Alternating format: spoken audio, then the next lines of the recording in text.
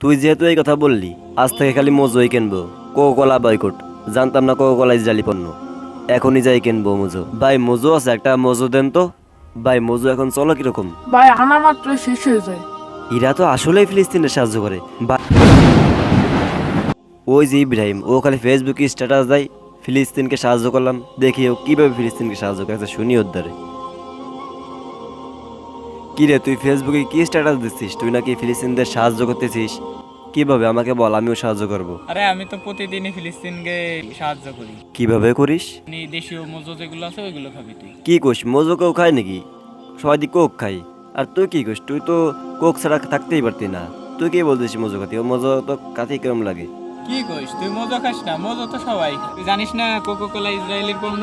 ওটা সবাই বয়কট করছে, ওটা এখন কেউ খায় না। জানিস না এটা মজো খালি তুই মনে কর ফিলিস্তিনকে সাহায্য করতে পারবি। তুই কি বলিস? আগে তো এই কথা জানতাম না।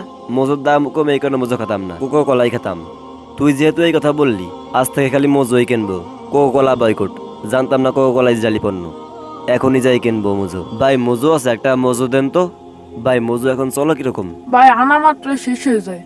ইরা তো আসলেই ফিলিস্তিনের সাহায্য করে। ভাই আর একটা দেন। আজ থেকে যারা এরকম ফিলিস্তিনদের সাহায্য করবে তাদের পণ্য কিনবো। আসুন আমরা কোকো কোলা সহ আরো যে সমস্ত ইসরায়েলি পণ্য আছে সে সমস্ত পণ্যগুলো বয়কট করি, এবং যে সমস্ত কোম্পানিগুলা ফিলিস্তিনের মুসলমানদেরকে সাহায্য করতেছে তাদের পণ্যগুলি কিনে আমরাও ফিলিস্তিনের মুসলমানদেরকে সাহায্য করার মধ্যে সামিল হই।